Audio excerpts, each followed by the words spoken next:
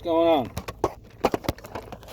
Hola, hola, hola, hola. Welcome to another edition of Cleanpin, and this is where we talk wrestling. Everything wrestling related. WWE, AEW, NWA. News, rumor, thoughts, speculations, all that good stuff. How is everyone doing today? I hope you all are well, and hopefully we'll be able to get back to normal very, very soon. A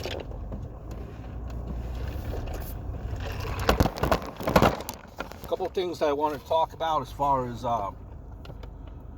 wrestling goes. Try to cram as much as I can, and what's the saying? Try to cram as much bologna in a 5-pound bag. Is that how it goes? Let's see what we could accomplish here. One thing I wanted to talk about is having the Money in the Bank match at corporate headquarters in Stanford there. The building that they're always in. They're building a ring. Corporate. From what I understand, they were looking to change buildings, but due to everything that's happening, it's kind of been placed on hold. But the idea is still to eventually move. But where is corporate, right off of I-95. That's where the building is. And they plan to have the Money in the Bank match there. And the roof is being built. On the roof, you have the ring. The ring is being built on the roof. I think this is an interesting thing. I think this is an interesting thing. I think this is actually a great idea. You could, first of all, they're shaking things up. And you're going to have a peek and insight into how headquarters looks. So you get that. There might be different stages to get into headquarters. There's going to be different stages to get into headquarters. To get into headquarters as far as the ring on top. You have different floors, right? So what's going to be happening? Are they going to be brawling throughout actual WWE headquarters, or are they going to be just fighting on the top roof there? So much to be determined. So you got to see how it will play out.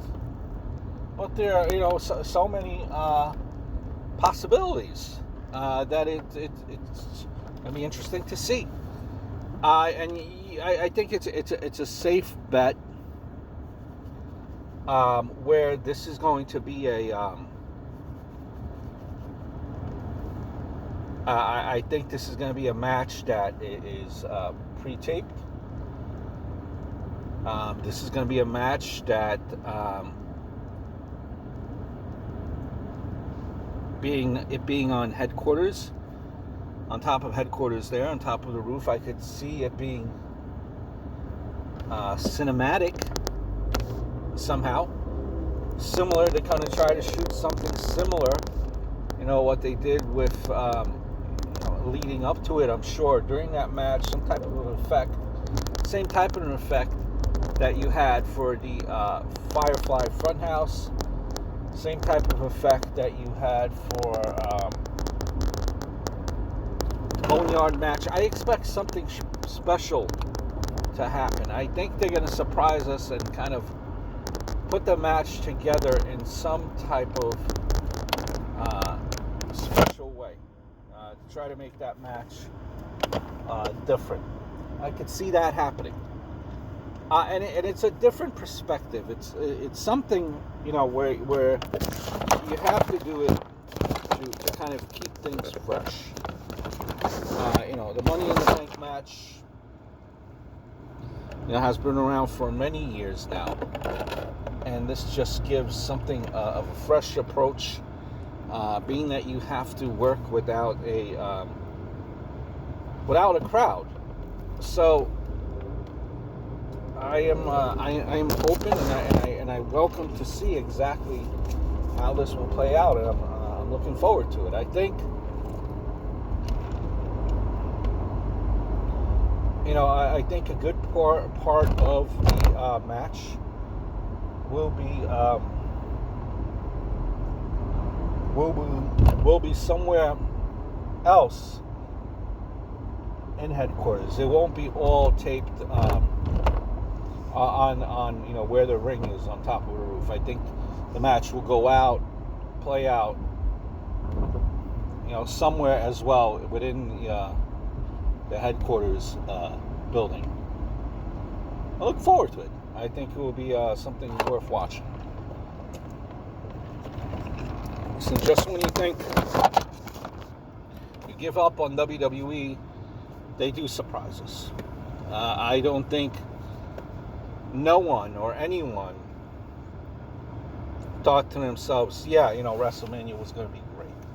A lot of people, a lot of podcasters, a lot of people on the internet were giving it grief, were doubting it. So we'll see. I'm looking forward to it.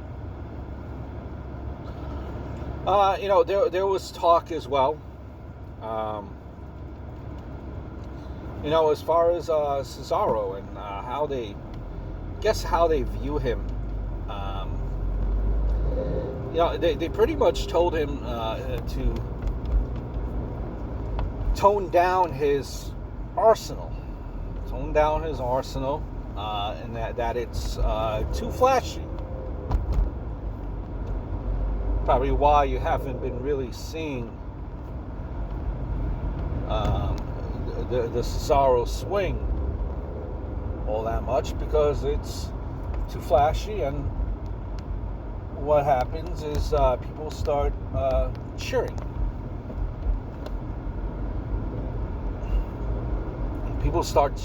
And WWE does not want people to cheer. The people do not want people to cheer for Cesaro. And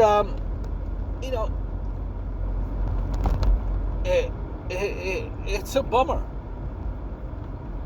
It's a bummer for Cesaro, because it's weird with Cesaro. And I've said this before a couple of times on various episodes.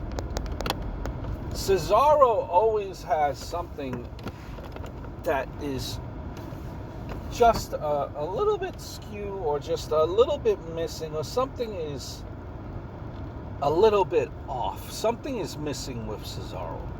And that was the case whether he was a heel, whether he was a face, because there were some times where he was a face. It just, something is missing. It's not all there with Cesaro, and it's the promo, honestly. It's the promo that I think just keeps him in the same position that he's seems to always be in, which is, he just seems to be in mid-card. Just forever a mid-carder.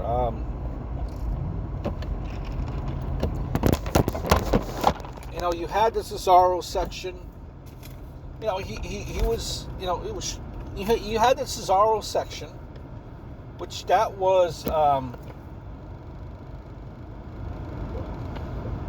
that was getting some steam, and they just took that away from him. There were instances as well where he was part of that team with Jack Swagger and Dutch Mantel, We the People.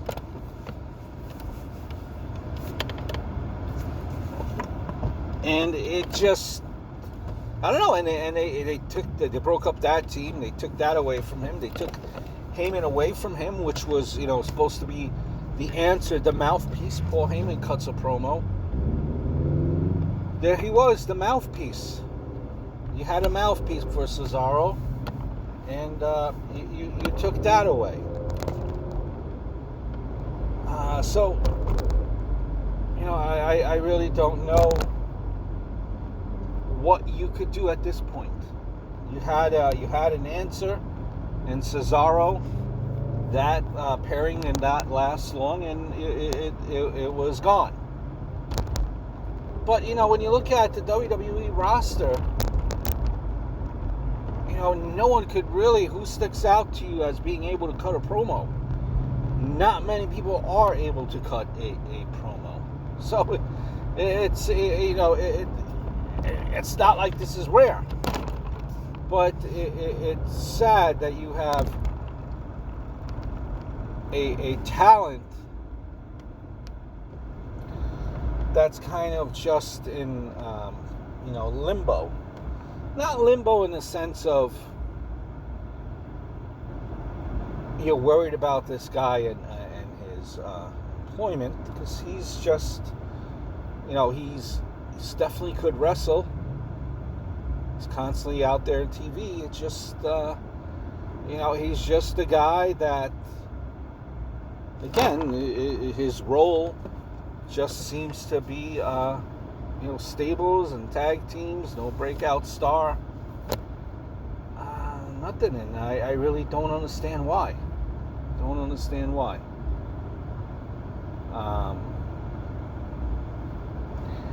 And I get it.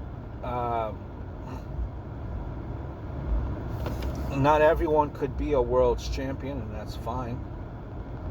I don't think Rowdy Piper was ever a world's champion. But he does not even get the opportunities to hold any significance in the mid-card, any mid-card strap. No Intercontinental title, no U.S. title for Cesaro either.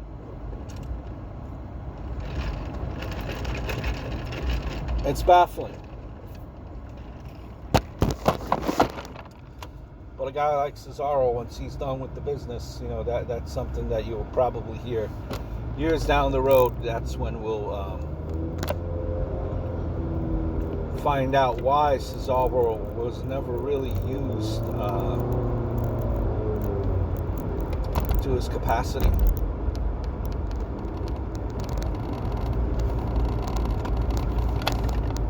One promotion that I really miss hearing from, that I haven't had the pleasure of watching because of everything that has happened. That promotion being NWA. They've been trying to put out some. They've been putting out new content here and there. It's but you're appreciative of the content that you do see. But we've seen Kamille, who, if you remember my old thoughts on the product in general and Kamille, it's always been like where they're building up.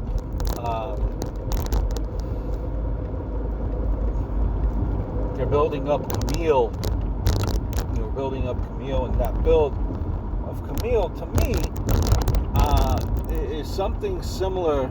Kamille, similar to that of Woman from back in the day. This fierce woman, this silent, but deadly. Just that aroma, just that presence that she gave off was of someone that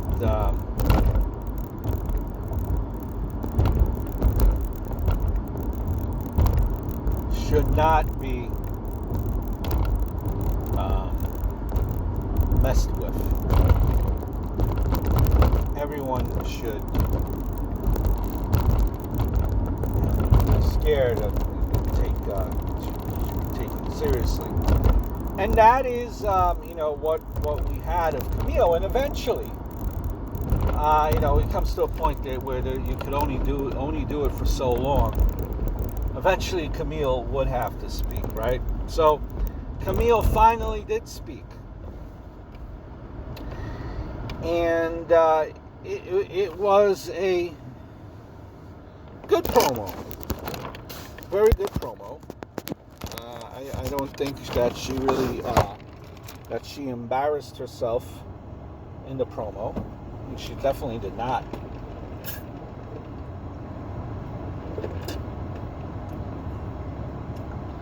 But I was really confused. I don't know. How do I put it? The voice does not match the character that they're building. The voice of Kamille is of this sweet lady. No, this lady is harmless. Doesn't match the character that she's portraying. Right, suspension of disbelief, I guess.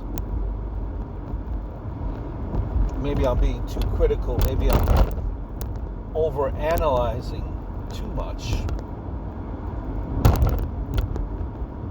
Right? That could be very well it. Maybe I'm... Tom, what are you thinking? Yeah, you're thinking about this too much. Just take it for what it is. All right. But in that promo, she brings up context where she was always kind of being that she was so good at, like, the way she, in my opinion, like, she was so good at everything. She made it seem like she was bullied and all the time because she was so good and she was trying to be made of an example of, and that she was bullied. So it's like, all right, I'm hearing this promo. Now I'm like, I don't know if I should be feeling sorry, if I should be upset at her. Am I supposed to be hating for her, on her? I actually feel sorry for her. So what exactly is my question of that promo? What exactly was the point of the promo? What were we trying to accomplish for Kamille? And now it's like, and the other thing now, okay, she does say at the end of the promo, I'm going to destroy everyone. Okay. But now what? You kind of just leave it in suspense. Now what? So now we're hearing Kamille speak. You would have to, my thought, you have to follow up something huge with Kamille the following week, or else what? You're just gonna leave this now in suspense for a couple of weeks in regards to Kamille? Why bring it up now if you had no thought and no plans on further expanding it?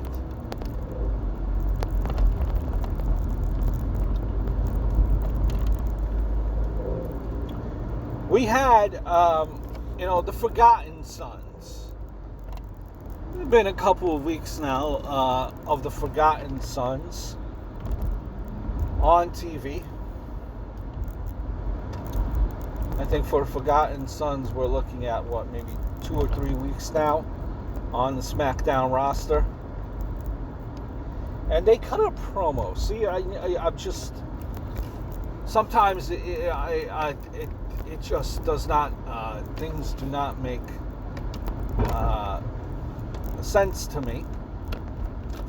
I'm trying to put two and two together. Forgotten Sons.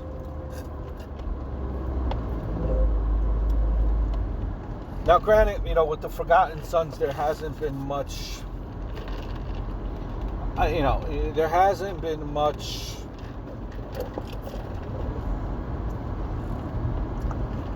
buzz. There really was not much buzz about the Forgotten Sons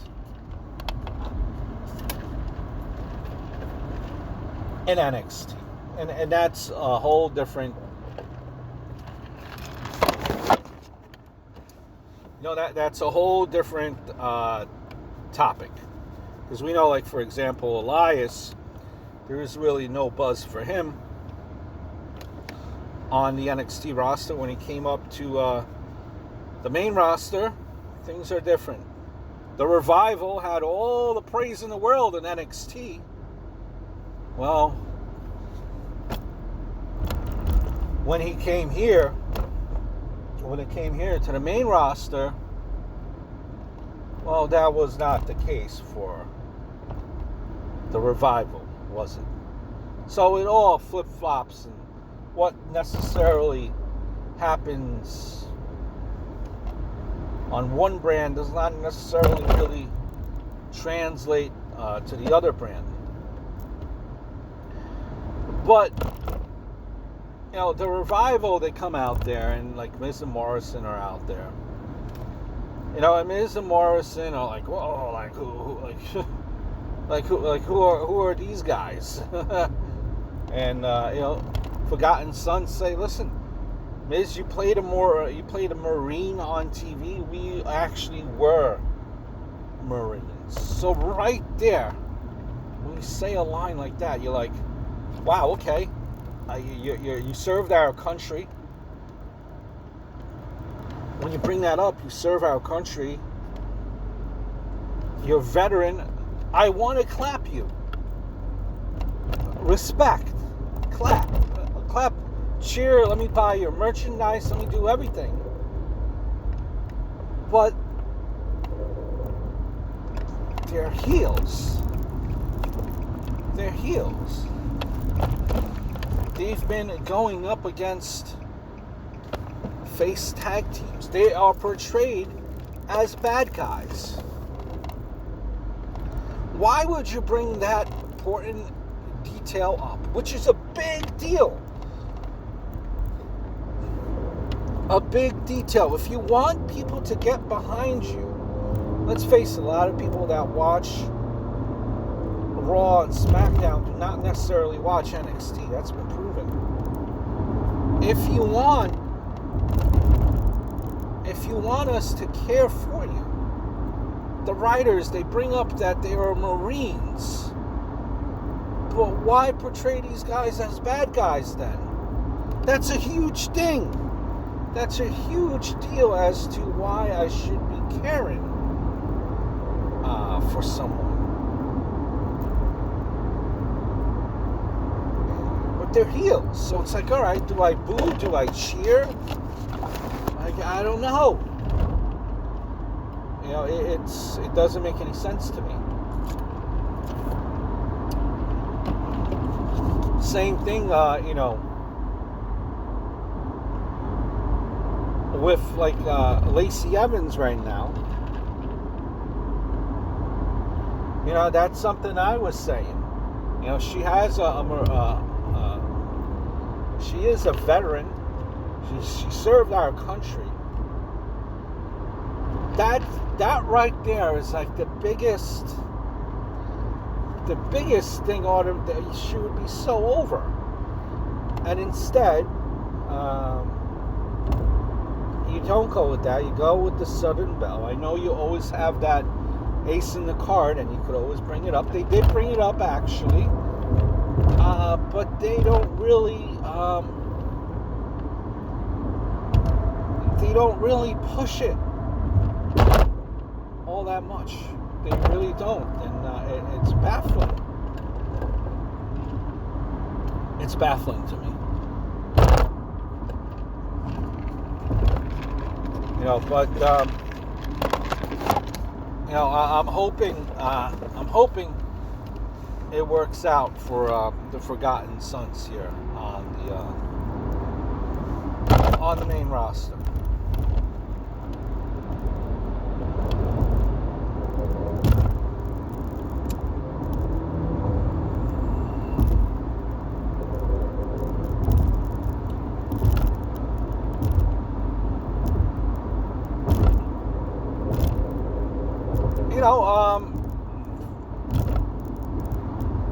Thing I wanted to bring up here as well, by the way, is do subscribe to my other two channels, GRES and the GRES Show.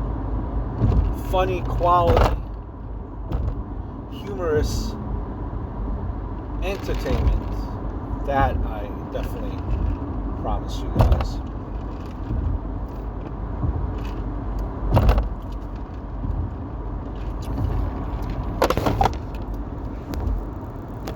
No Way Jose, kind of talked about how he really, pitched a couple of ideas. Really was not thrilled of his gimmick. No Way Jose, he didn't like that it was a comedy type of angle, comedy type of setting for him. Like he was always used to. He's 31 years old, so he's still young, but he's actually older than I think we probably thought. On the Indies, he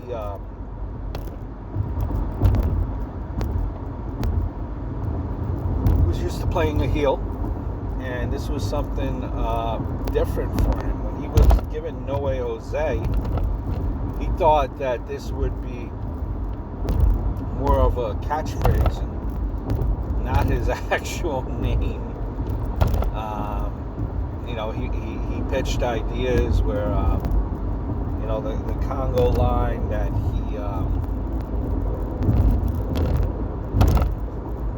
had. He would be like this, one of the ideas that he pitched is that he would be like this fierce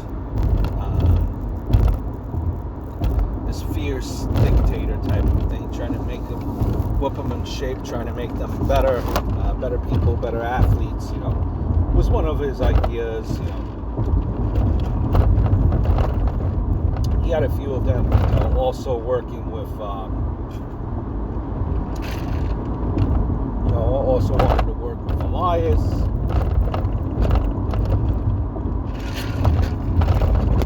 Things along that line.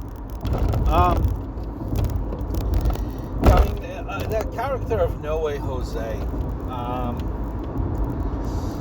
that's a rough character.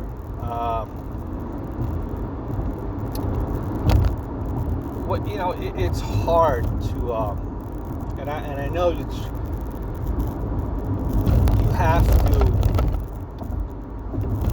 when you're watching WWE, you have to kind of realize that this is scripted in the sense of this is a show, this is a program, and what you see on WWE TV is not necessarily, it's not supposed to really, I don't know, what you see, what goes on in the outside world might really might not have anything to do with the world of WWE. See, but it's a hard character to put out there on TV. It's part of the reason why I think it's hard for it to succeed. We've seen Adam Rose had a similar character.